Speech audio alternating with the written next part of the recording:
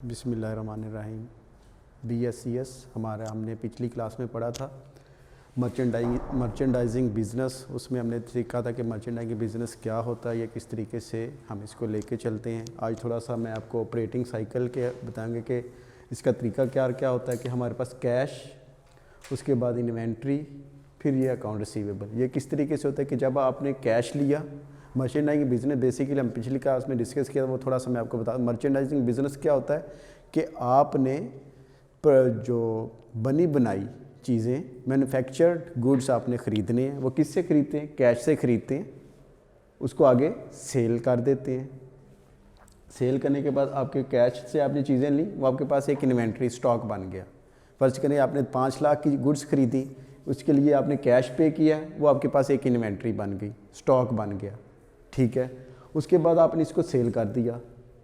अब सेल 2 किस्म की होती है, या तो आप उधार सेल करते हो या आप कैश पे सेल करते हो। जो आपके पास कैश पे सेल हो गया वो ऑटोमेटिकली किस में ऐड हो गया?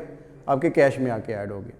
और कुछ चीज़ें आप उधार सेल कर देते हो, मतलब ऑन अकाउंट या ऑन क्रेडिट, वो आपका क्या बन जाता है? Account receivable, debtor. तो फिर दोबारा उसकी आप क्या करते हैं? कलेक्शन। तो फिर दोबारा वो किस में जनरेट हो जाता है? कैश में। कि ये इसे ऑपरेटिंग साइकिल किसका? ये मर्चेंडाइजिंग बिजनेस का। अब आगे इसके 2 सिस्टम हैं, एक प्रीपेचुअल है और एक पीरियोडिक है। प्रीपेचुअल अकाउंटिंग सिस्टम या इन्वेंट्री सिस्टम में क्या होता है कि जब भी ट्रांजैक्शन हम करते हैं उसी वक्त उसको हम रिकॉर्ड कर लेते हैं। उस ऐसे सिस्टम को हम क्या कहते हैं? प्रीपेचुअल इन्वेंट्री सिस्टम। फर्ज करें कि हमने स्टार्ट बिजनेस किया विद कैश, इसको उसी वक्त रिकॉर्ड कर लिया, इसे हम क्या कहते हैं? प्रीपेचुअल इन्वेंट्री सिस्टम। अब दूसरा पीरियोडिक इसके बिल्कुल ब्रक्स है, कि इसके उल्ट है कि पीरियोडिक पीरियड में क्या होता है, इसमें कोई भी एफर्ट किसी भी किस्म की कोई भी हम अपनी तरफ से नहीं लगाते। इसको हम उसी वक्त रिकॉर्ड करते हैं जब हमें ज़रूरत महसूस होती है। फर्ज करें कि हमने पैसा लगा दिया, अब हमें चाहिए कि हमारा प्रॉफिट कितना हुआ, तो हम क्या करेंगे? टोटल कलेक्शन, उसमें से टोटल एक्सपेंसेस लेस कर देंगे, हमारे पास बाकी क्या बचेगा? प्रॉफिट या लॉस। तो इस चीज़ में ये होता है कि पीरियोडिक वाइज कि एक अकाउंटिंग के transactions are recorded at the end of each accounting period, ठीक है। जब वो नेसेसरी होता है उस बिज़नेस में, इस वजह से हमको जो बाज़ बिजनेस होते हैं कि पीरियोडिकली वो चीज़ें चाहिए होती हैं, तो इस वजह से वो ये चीज़ें। अब इसमें कंप्यूट है कि इस जो चैप्टर में हम सीखेंगे इनकम स्टेटमेंट बनाना। इनकम स्टेटमेंट भी आपकी 2 टाइप्स की होती है। उसके अंदर इनकम स्टेटमेंट के लिए ज़रूरी है कि आपके पास कॉस्ट ऑफ गुड सोल्ड आपको पता हो वो किस तरीके से आती है। तो हमने कॉस्ट ऑफ गुड सोल्ड सबसे पहले मालूम करनी है। अब कॉस्ट ऑफ गुड सोल्ड में इन्वेंट्री ओपनिंग के सबसे पहले, जैसे ये आपके इन्वेंट्री थी आपके पास, पीछे हम डिस्कस कर सकें, वो इन्वेंट्री जो आपकी ओपनिंग है सबसे पहले जो आपने ख़रीदी है वो आपने लेनी। उसके अंदर जो परचेजेस बाद में मज़ीद आप ऐड करते गए, उसके बाद आपके पास ये जो इन दोनों का आपने ऐड किया, तो ये आपके पास cost of good available for sale, कि आपके पास इतना मजमुआ है, इतनी चीज़ें आपके पास आ चुकी हैं जो आप आगे सेल आउट कर सकते हैं। ये एक बेसिकली नाम है कि इन दोनों को प्लस करेंगे, जो नेट अमाउंट आपके पास आती है उसे हम कहते हैं cost of good sold, cost of good available for cell. मतलब कि 5 लाख के पीछे मैंने आपको एग्जांपल दी कि 5 लाख की चीज़ें खरीदी, मज़ीद आपने फिर 2 लाख की खरीद ली, टोटल कितनी होगी? 7 लाख की। तो 7 लाख आपके पास चीज़ें मौजूद हैं जो आगे आप सेल आउट कर सकते हैं। फिर आपने लेस एंडिंग इन्वेंट्री, कि जब आपने अपने बुक्स ऑफ अकाउंट को क्लोज करना है, ये बंद करना है, तो आपके पास स्टॉक पड़ा होगा। फर्ज करें कि आपने 6 लाख बेच दिया, तो वो आपके पास 1 लाख क्या है? स्टॉक पड़ा कि 6 लाख बिक गया। तो एंडिंग इन्वेंट्री आप उसमें से जितनी आपके पास होगी वो आप क्या कर देंगे? लेस कर देंगे। एंड पे आपके पास क्या आ जाएगा? कॉस्ट ऑफ गुड सोल्ड, कि 7 लाख में से 1 लाख आप माइनस कर देंगे, पीछे आपके पास कितना आ जाएगा? 6 लाख। वो आपका क्या है? कॉस्ट ऑफ गुड सोल्ड, कि इतनी चीज़ें आपने सेल आउट कर दी हैं और आपके पास एंडिंग इन्वेंट्री कितनी पड़ी हुई है? 1 लाख। मतलब आपको मज़ीद परचेज करने की ज़रूरत है। अब इसके जब आप ये बना लेंगे तो फिर आपकी इनकम स्टेटमेंट बनेगी, क्योंकि इनकम स्टेटमेंट आप देख रहे होंगे कॉस्ट ऑफ गुड सोल्ड इसमें से क्या होता है? लेस होता है। क्या हम उसी एग्जाम्पल कि सेल्स आपकी सेल्स टोटल सेल ओवरऑल आपने सेल पूरे ईयर में कितनी की, ये तो मंथली आपके बना रहे हैं ना, पूरे ईयर में आपने कितनी की, तो वो आपने सेल्स लिखनी है, टोटल सेल आपकी हुई। उसके बाद जो आपने कॉस्ट ऑफ गुड सोल्ड यहाँ पे निकाला हुआ है उसको इसमें से आप क्या कर देंगे? लेस करेंगे। आपके पास आ जाएगा ग्रॉस प्रॉफिट।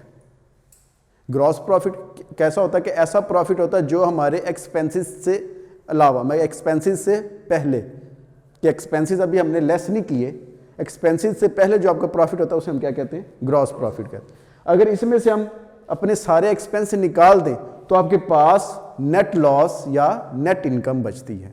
ठीक है, इस तरीके से हम क्या बनाते हैं, इनकम बनाते हैं। जी, हमने पीछे जो क्लास में अभी डिस्कस किया उसमें यह था कि हमने मर्चेंडाइजिंग बिजनेस, उसके अलावा हमने इनकम स्टेटमेंट और साथ कॉस्ट ऑफ गुड सोल्ड किस तरीके से हम कंप्यूट करते हैं। अब हम उसको इम्प्लीमेंट करेंगे। आपके सामने एक क्वेश्चन है, मैंने आपके सामने एक क्वेश्चन लिखा जी, नेट सेल है आपके पास, बिगिनिंग इन्वेंट्री है, नेट परचेज़ है, इस तरीके से एंडिंग इन्वेंट्री है, कॉस्ट ऑफ गुड सोल्ड है, ग्रॉस प्रॉफिट है, एक्सपेंसेस हैं और नेट इनकम या लॉस है। तो इसमें आपने, इस क्वेश्चन में आपने ये दो चीज़ें फाइंड आउट करनी है।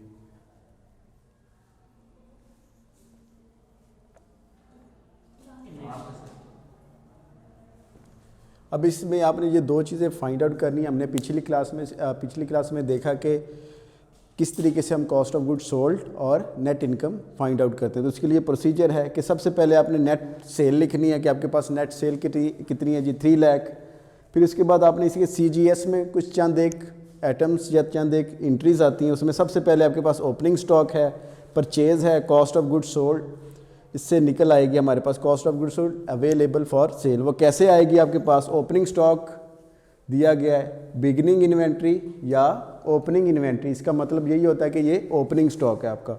ओपनिंग स्टॉक $95,000 है, ये हमने यहाँ पे पुट किया। उसके बाद परचेजेस, नेट परचेज आपके पास दी गई है, वो आपने इसी तरीके से लिखी है। अगर हम इन दोनों को ऐड करें तो आपके पास cost of good sold available for, cost of good available for sale, ये आपके पास पॉइंट आउट हो जाती है। अब इसी तरीके से कॉस्ट ऑफ गुड सोल्ड हम किस तरीके से कंप्यूट करते थे, इसके अंदर से cost of good sold available में से अगर हम एंडिंग इन्वेंट्री लेस कर देते तो आपके पास CGS या कॉस्ट ऑफ गुड सोल्ड निकल आता है। अब इसी में हम देखेंगे नेट सेल है आपके पास। जब आपने नेट सेल आपके पास दी गई है, उससे आपने दो चीज़ें फाइंड आउट कर ली कि आपने पहले से CGS किस तरीके से फाइंड आउट किया, ये 3 आइटम से आपने क्या कर लिया, CGS फाइंड आउट हो गया।